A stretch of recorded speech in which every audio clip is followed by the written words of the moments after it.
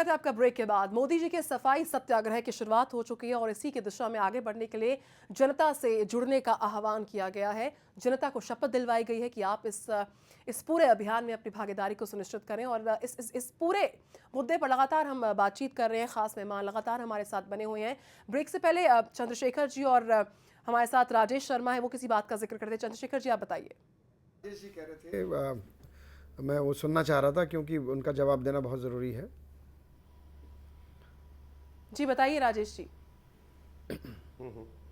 हाँ, मैं ये कह रहा था कि अब जैसे आपने अभी कहा कि राजनीतिक स्वच्छता की बात है, आप उस बारे में नरेंद्र मोदी जी ने कार्रवाई शुरू की है। मेरा ये कहना है कि एक आपकी कथनी और करनी में अंतर क्यों होता है। एक तरफ राजनीतिक स्वच्छता की बात करते हैं और उसी दिन एक दिन पहले ही डीपी यादव जी और अमित शाह जी मंच शेयर करते हैं। ये कौन सी राजनीतिक स्वच्छता की बात करते हैं आप? मैं जवाब दूं जी आपको? जी बताइए। सवाल पूरा हो गया आपका? जहाँ तक हाँ ये डीपी यादव जी का सवाल है, उस मंच पर जहाँ पर वो खड़े थे उस पर बहुत सारे सवाल किए गए हैं और उस पर भारतीय जनता पार्टी के जो अधिकृत लोग हैं उन्होंने उस पर बयान दिया है कि कहीं भी डीपी यादव जी को पार्टी में न शामिल किया गया न बुलाया गया है। ये किस कार्यकर्ता ने बुलाया गया है, किसने बुलाया, वो एक जांच कर रहे हैं। लेकिन डीपी यादव जी के संग भारतीय जनता पार्टी का किसी तरह से कोई न रिश्ता है न भविष्य में ऐसा कोई रिश्ता होगा। मुझे लगता है इस विषय पर बहुत सारे लोगों के बयान आए हैं, फिर आप उस विषय को उठा रहे हैं। मुझे स्वच्छता अभियान से आप निकल करके दूसरी तरफ जा रहे हैं, लेकिन फिर भी मैं आपको जवाब दे रहा हूँ इसका। और चंद्रशेखर जी, मुझे लग रहा है कि हम विषय से इस वक्त, हाँ मैं वही कह रहा हूँ, जिस विषय पर हम रहे और थोड़ा सा विषय पे लौटते हैं। राखी जी, चलिए विषय पे लौटते हैं। तस्वीरें आप देख सकते हैं यहाँ पर। राजनाथ सिंह केंद्रीय गृह मंत्री को आप देख पा रहे हैं। हर कोई जो है यहाँ पर बढ़ चढ़ कर आके आ रहा है, हाथों में झाड़ू को थाम कर इस अभियान में अपनी भागीदारी को सुनिश्चित कर रहा है। राकेश जी, अगर हम बात करें जो संबोधन था राजपथ पर, उसका हम जिक्र करना चाहेंगे। यहाँ पर नरेंद्र मोदी जी ने एक बहुत अहम बात का जिक्र किया था, WHO के उस एनालिसिस का जिक्र किया था जिसका सीधा सरोकार बेरोजगारी से है। भारत में गंदगी का सीधा सरोकार बेरोजगारी से, अनएम्प्लॉयमेंट से है।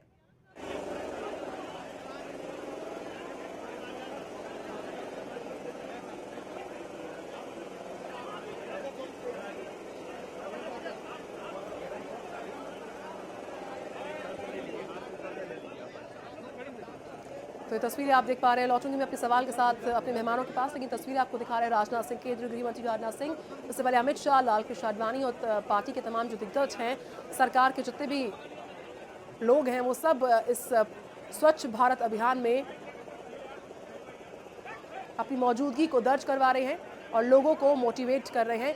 लखनऊ का जो रेलवे स्टेशन है उसकी तस्वीरें इस वक्त आपके सामने है, जिसमें केंद्रीय गृह मंत्री राजनाथ सिंह जो है सफाई अभियान को आगे बढ़ाते हुए गुलामी की जंजीरों को तोड़कर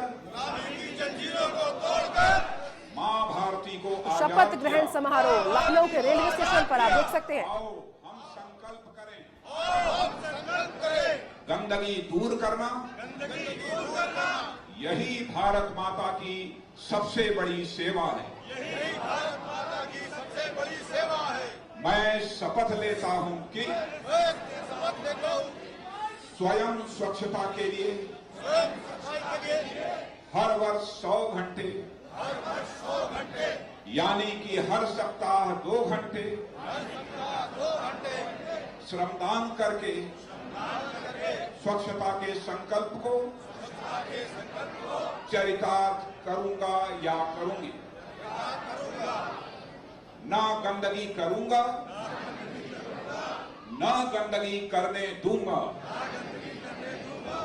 मैं सबसे पहले स्वयं से, मेरे परिवार से, मेरे मोहल्ले से, मेरे कार्यस्थल से स्वच्छता की शुरुआत करूंगा। हम सब जानते हैं कि दुनिया के वही देश स्वच्छ हैं जिनके नागरिक गंदगी नहीं करते। यह शपथ अन्य 100 व्यक्तियों को भी दिलाऊंगा जो हर साल 100 घंटे स्वच्छता के काम में देंगे। गांधी जी के सपनों का भारत सिर्फ आजाद भारत नहीं, स्वच्छ साफ सुथरा भारत है। इसके लिए मैं प्रतिबद्ध रहूंगा। बहुत बहुत धन्यवाद। तो आप सुन रहे थे लखनऊ रेलवे स्टेशन से केंद्रीय गृह मंत्री राजनाथ सिंह को। अब उस सवाल के पास लौटते हैं, उस रिपोर्ट के पास लौटते हैं जो WHO में जिक्र है कि गंदगी का सीधा सरोकार भारत में बेरोजगारी के साथ भी होता है, और कुछ स्टैटिस्टिक्स का भी जिक्र किया था नरेंद्र मोदी जी ने राजपथ पर जब अपना संबोधन दे रहे थे। राखी जी, मैं यही कह रही थी कि सीधे सीधे अर्थव्यवस्था से इसका संबंध है कि इकॉनमी को जो बूस्ट मिलना चाहिए वो कहीं ना कहीं से और पीछे चली जाती है अगर हमारा देश स्वस्थ और साफ सुथरा ना हो। और इसलिए ये रिलेटेड है, और ये सिर्फ इसको आइसोलेशन में नहीं देखना चाहिए एक मुद्दा कि सैनिटेशन का मुद्दा कोई अलग मुद्दा है। इससे अर्थव्यवस्था को बहुत खतरा है और बहुत सारे डेंजर है, और इसको अगर इतने सालों बाद इस बात को समझकर और इसको इतने बड़े प्लेटफॉर्म पे लाया गया, इसके लिए ये मैं कहूँगी कि बड़ी बात है कि इस बात को समझ के इसको इंटरलिंक किया गया है इतने बड़े तौर पर। ये अपने आप में बड़ी बात है, क्योंकि अब जैसा कि आपने कहा बेरोजगारी से सीधा सीधा संबंध है। अभी निवेश की बात हो रही है कि अगर भारत स्वच्छ रहेगा तो भारत बाहर के लोग यहाँ आएंगे, निवेश करेंगे। क्योंकि मेरी खुद किसी एक विदेशी से बातचीत हो रही थी और मैंने उससे जब बातचीत में पूछा कि आप यहाँ निवेश करना चाहते हैं और अगर नहीं करना चाहते हैं तो क्या मुश्किल आती है, वो कहते हैं कि ये बहुत गंदगी है यहाँ पर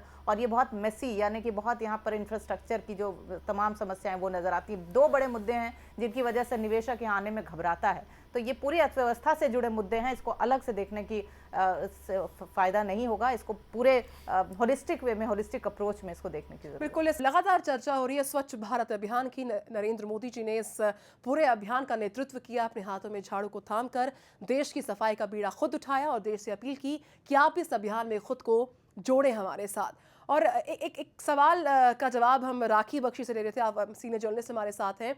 उसके बाद हमारे साथ इस वक्त आप नेता हैं राजेश शर्मा और चंद्रशेखर राय हैं बीजेपी नेता। चंद्रशेखर जी, आप क्या कहेंगे उस एनालिसिस के बारे में, क्योंकि WHO का जिक्र किया? 30 सेकंड और लेना चाहूंगी इससे पहले कि जवाब आए कि एक चीज और है कि जब हम बात करते हैं महिलाओं की, जो हमारा फीमेल वर्कफोर्स है, अगर आप उसको देखें कि कितना नुकसान होता है, कि वो जो काम जो हाथ काम आ सकते थे, वो जो औरतें जो काम कर सकती थी, कई बार आप देखते हैं कि डिलीवरी के समय और तमाम दिक्कतें जो उनको आती हैं, कई महिलाओं की मौत हो जाती है क्योंकि साफ सुथरे ढंग से नहीं हो पाता है, और वो कोई दाई होती है जो गलत ढंग से उसकी सारी डिलीवरी और उसकी जो मैटरनल हेल्थ जिसको कहते हैं उसके ऊपर सही ढंग से काम नहीं होता। तो ये जो पूरा वर्कफोर्स है हमारा, उसको कहीं ना कहीं नुकसान हो रहा है और उसको भी देखने की बात। बिल्कुल, चंद्रशेखर जी बताइए। WHO से रिलेटेड जो मोदी जी ने कहा, उन्होंने कहा कि गंदगी की वजह से जो स्वास्थ्य की हानि होती है उसकी वजह से बहुत बड़ा देश को नुकसान होता है। बिल्कुल, ये एक उन्होंने रिपोर्ट दिया था। उन्होंने कहा कि अगर सफाई रहती है तो निश्चित रूप से देश स्वस्थ रहेगा, और स्वस्थ रहेगा तो जैसा कि मैम मिसेस बख्शी कह रही हैं कि स्वस्थ रहेगा तो इकॉनमी में भी हमारा अंतर आएगा, और सफाई रहेगी तो निश्चित रूप से जो हम इन्वेस्टर की बात कर रहे हैं बार बार, कैसे ये ज़रूरी चीज़ें हैं, दोनों को लिंक करना बहुत ज़रूरी है कि हम जब बात करते हैं कि हम ग्लोबल लेवल पे हम अपने को देश को बराबरी में लेकर आना चाहते हैं तो हमको रूट लेवल से स्टार्ट करना पड़ेगा। और एक अच्छी बात आज पूरे इस मिशन के अंदर रही कि हिंदुस्तान का हर व्यक्ति इसके संग जुड़ा है, सभी पार्टी के लोग जुड़े हैं। मैं इस चैनल के माध्यम से सभी लोगों का बहुत धन्यवाद करना चाहता हूं, मोदी जी की तरफ से धन्यवाद करना चाहता हूं, चाहे उसमें सेलिब्रिटी हैं, चाहे वो नेता हैं, किसी भी पार्टी का व्यक्ति है, सबने सराहना करिए। और निश्चित रूप से मोदी जी देश के उन 125 करोड़ लोगों का जो ये मन है, ये जो ताकत लग रही है इस काम को, वो आगे बढ़ाएंगे। राजेश शर्मा जी।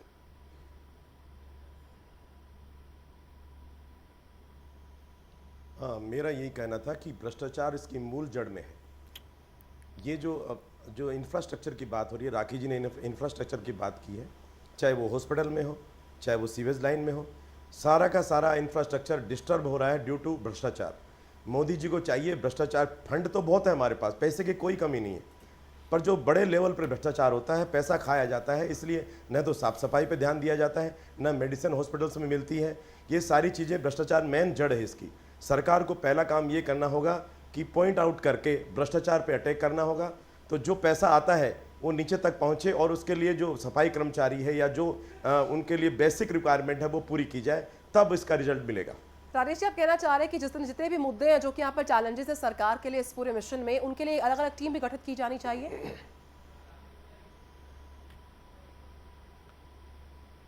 सवाल यस, टीम बिल्कुल इसको पॉइंट आउट करे और हर बात जो विभागीय मंत्रालय है, जो कंसर्निंग मंत्रालय है, वो इसमें पूरी तरह से इन्वॉल्व हो और पनिशमेंट का प्रावधान हो कि आज तक हमारे देश के इतिहास में आज़ादी के बाद गिने चुने नेताओं पे, गिने चुने ब्यूरोक्रेट्स पे कानून ने शिकंजा कसा, और वो भी पूरी तरह से नहीं।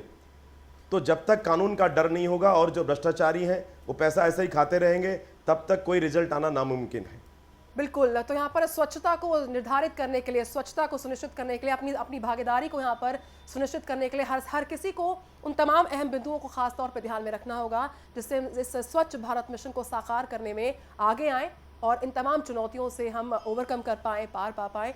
तो यहाँ पर खास मेहमान हमारे साथ काफ़ी देर से जुड़े हुए थे, सभी मेहमानों का मैं शुक्रिया करना चाहूँगी।